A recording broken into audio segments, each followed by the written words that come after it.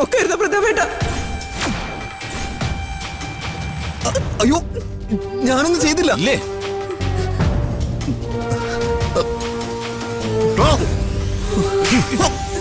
ദ്രോഹി.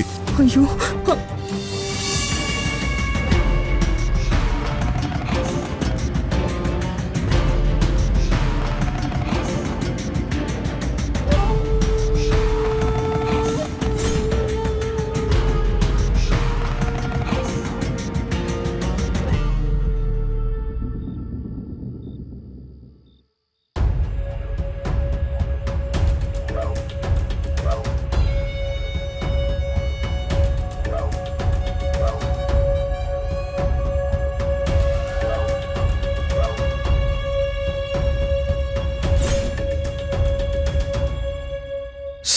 കൃത്യസമയത്തിന് ഈ ശല്യങ്ങൾ വന്നല്ലോ.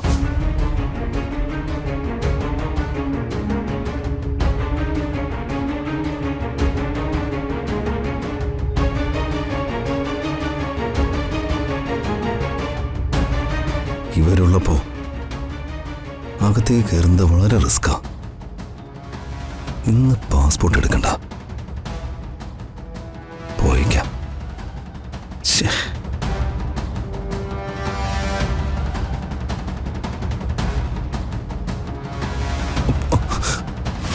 അയ്യോ, കള്ളൻ, കള്ളൻ, ആരെങ്കിലും ഓടി വന്നേ.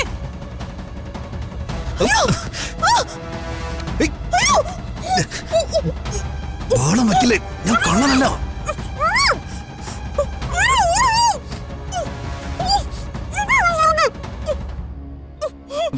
ഞാൻ കള്ളനല്ല, ദീപക്ക. കുഴപ്പമൊന്നും ഉണ്ടാക്കാൻ വന്നതല്ല.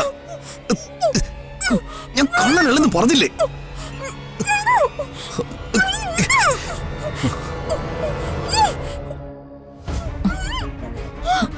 എന്താ അത്?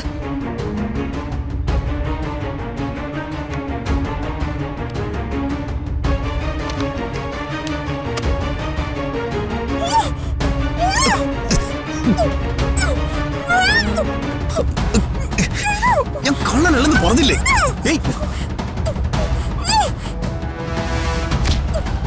എന്താടാ കാണിക്കുന്നത്?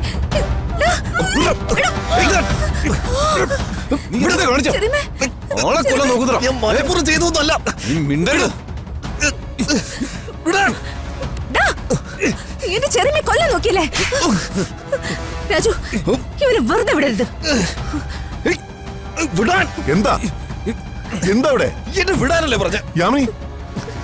എന്താ?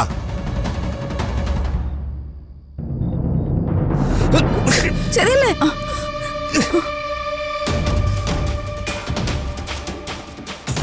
ചെറിയമ്മേ, ചെറിയമ്മേ കണ്ണൂർക്ക്. എന്താ ഇപ്പൊ ഇവിടെ സംഭവിച്ചേ? ഇവൻ എന്നെ കൊല്ലാൻ നോക്കരുത് പ്രതാപേട്ട. അയ്യോ, ഞാനൊന്നും ചെയ്തില്ല. അല്ലേ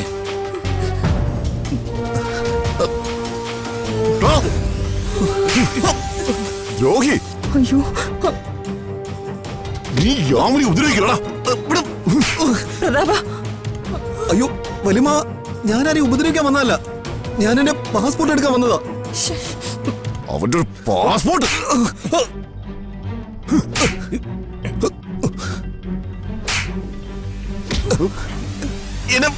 എന്നെ തല്ലരുത്. കൊല്ലണം നിന്നെ ഞാൻ. എന്റെ ശത്രുക്കളുടെ കൂടെ നടന്നിട്ട് തക്കം കിട്ടുമ്പോ എന്റെ വീട്ടിൽ നിന്ന് കയറുന്നു. നിന്നെ ഞാൻ മതിയേട്ടാ, ഇനി ദ്രോഹി ചത്തുപോകും.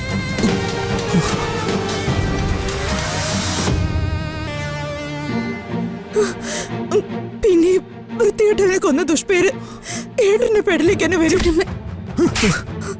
നിക്ക്. നിന്നെ ഇത് ശത്രുക്കളുടെ കൂടെ ചേർന്ന് എന്നെ ചതിച്ചതിനല്ല, എന്റെ അനുജത്തിയെ ഉപദ്രവിച്ചനാ. മനസ്സിലാണോ നിനക്ക്?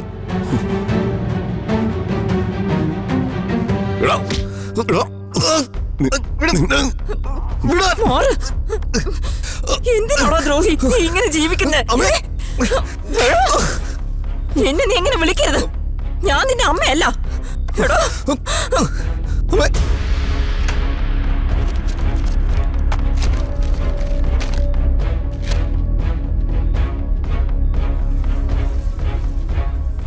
ഡാ, ഞാൻ നിന്റെ പാസ്പോർട്ട് എടുത്തോണ്ട് പൊയ്ക്കോ. ഇനി ഈ വീടിന്റെ പരിസരത്ത് നിന്റെ നിഴല് പോലും കാണാൻ പാടില്ല. ഇറങ്ങി പോടാ വെളിയില്. ഇറങ്ങി പോടാ വെളിയില്.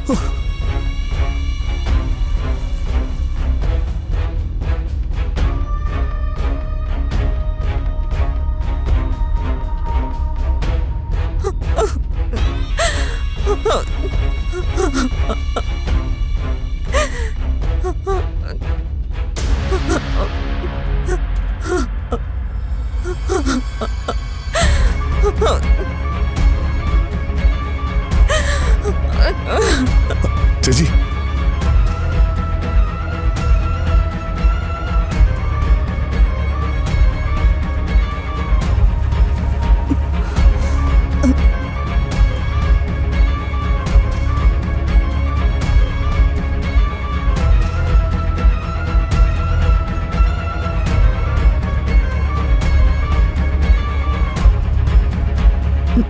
വേദന ഉണ്ട് ചെറിയമ്മേ.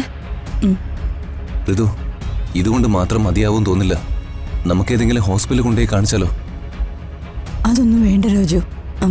ചെറിയൊരു വേദന ഉണ്ട്, അത്രേ ഉള്ളൂ. ശ്വാസം എടുക്കാൻ കുറച്ച് ബുദ്ധിമുട്ടും. അത് ഞാൻ സഹിച്ചോളാം. എന്നാലും യൂസ്ലെസ്. അവൻ ഒളിച്ചിരിക്കുകയായിരുന്നു.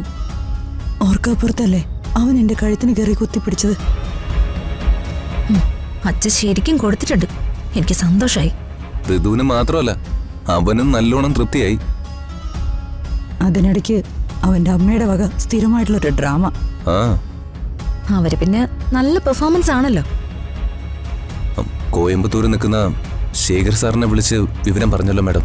അയ്യോ, അതൊന്നും വേണ്ട രാജു. ശേഖരേട്ടൻ വെറുതെ പേടിക്കും. പോയ കാര്യം ചെയ്യാതെ വേഗം തിരിച്ചും വരും.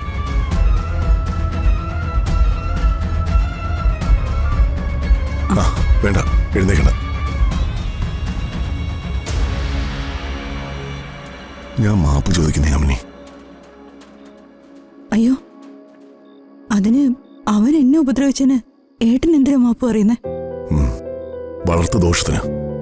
ഞാനല്ലേ ആ ജന്തുവിനെ വളർത്തിയത്. അങ്ങനെയാണെങ്കിൽ ഏട്ടൻ വളർത്തിയതല്ലേ ഈ ഋതുമോളെ. എന്തെങ്കിലും കുഴപ്പമുണ്ടോ? വളരെ കുട്ടിക്കാലം മുതല് ഏട്ടന്റെ കൂടെ കൂടി ഏട്ടന്റെ മാനസപുത്രനായി വളർന്നതല്ലേ നമ്മുടെ ഈ രാജു. അവന് വല്ല കുഴപ്പമുണ്ടോ? ഇത് ഏട്ടന്റെ വളർത്തുദോഷം കൊണ്ടൊന്നല്ല ഏട്ടാ.